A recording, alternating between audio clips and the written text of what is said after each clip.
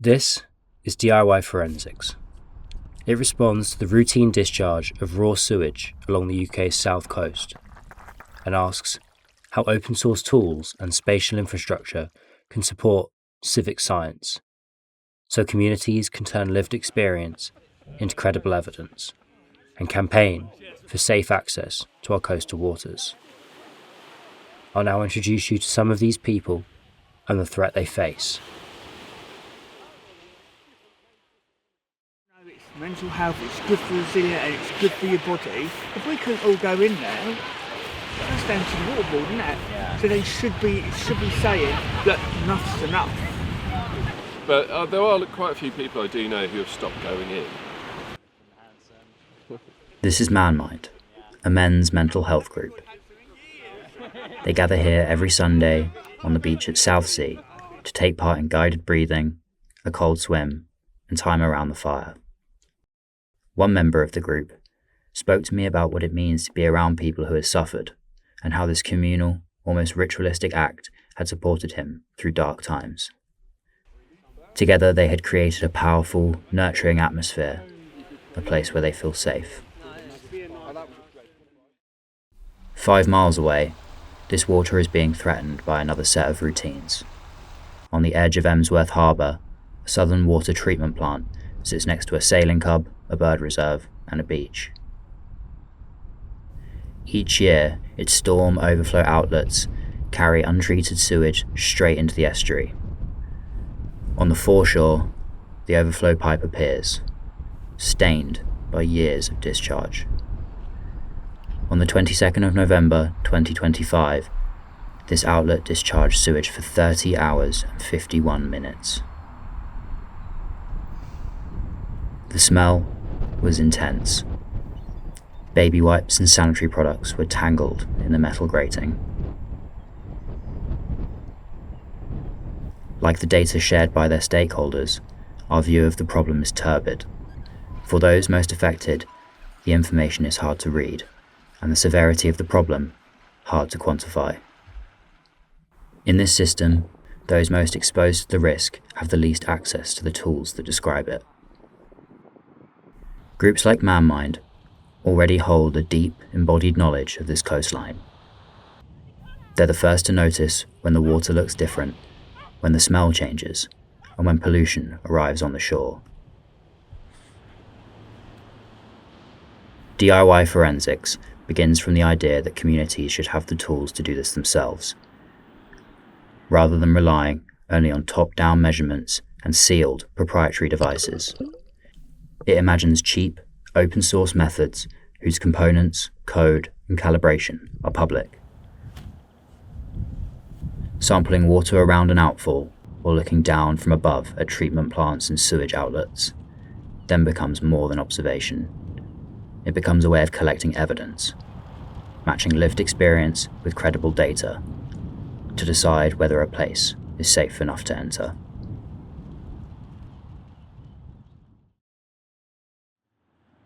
To support communities like ManMind, I produced 2 one-to-one prototypes. The first is a horizontal water sampler. It can be positioned and triggered at specific depths, collecting pollutants stratified within the water column. An industry standard sampler normally costs around £500. My version costs £57 and is made from parts found in any hardware store. The second tool is an aerial photography kite for documenting sewage spills and other pollution events. We often think of drones for this, but along the south coast there are large no-fly zones. A kite is a cheap, repairable and convivial alternative. While producing these devices, I documented their parts and my construction method, so the tools can be reproduced by almost anyone, anywhere. More accessible monitoring tools could encourage community scrutiny over infrastructure sites. This map shows Bud's Farm as one node in a wider system of outfalls, treatment plants, and communities who rely on the water. Since 2009, regulation has increasingly depended on operator self-monitoring, while austerity has reduced independent sampling and site investigations. Communities like the Windrush Against Sewage Pollution Group have shown why independent checking matters, spotting gaps and inconsistencies in the official record. DIY Forensics responds by giving communities the infrastructure to produce situated evidence.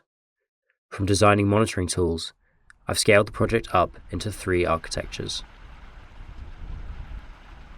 The first proposal is a public gantry over the Budds Farms CSO, turning private infrastructure into something that can be safely accessed and publicly witnessed. For the film, I had to wade through contaminated ground to document the outfall. The gantry replaces that risk with a safe walkway, fixed camera points, repeatable sampling transects, and a facade element that functions as an evidence bank. That facade is kinetic and time-based.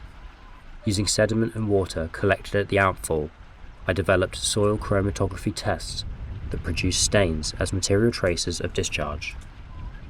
These traces are translated into folded kinetic nodes, opening and closing in response to pollution data. Read like a calendar, the system accumulates history.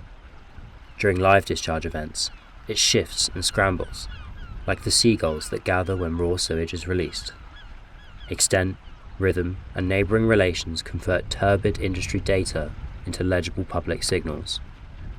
This one-to-one prototype translates E. coli data collected at South Sea Beach by an existing civic science group, The Final Straw. The more open the node, the more E. coli has been detected that week. And when a node fully opens, safe limits have been exceeded. The second proposal is a series of reimagined lifeguard towers operating as telepresent receivers. Oriented towards the CSOs, they translate outfall signals into local warnings at the beach, where risk is felt. But they're not just signal beacons. They're community assets for groups like ManMind, providing storage, shelter, showers, cooking facilities, and of course, a fire pit, all supporting the existing rituals of cold water swimming. They also introduce a kit library and sample drop-off point, allowing local people to borrow monitoring equipment from the beach. Built with the same repairable logic as the tools, each tower can be maintained and adapted locally. Finally, I propose civic science hubs, built alongside existing lifeboat stations. The hubs extend this volunteer culture of coastal care towards the slower violence of environmental threat. They improve crew facilities, create space for fundraising and public events, and upgrade the building fabric while remaining affordable. Inside, the kit library and microlab allows tools to be borrowed, learned, and documented. Samples can be dropped off and sent for analysis, while a forum allows civic scientists and professionals to gather around shared evidence. Ultimately, the hub mediates between community-led monitoring and institutional science, helping civic data become more credible and connect testing infrastructure only institutions have. To conclude, DIY Forensics hopes to shift environmental sensing from closed systems to public capability. It turns lived experience into evidence and gives communities the tools, spaces, and collective confidence to apply pressure for change along a polluted coastline.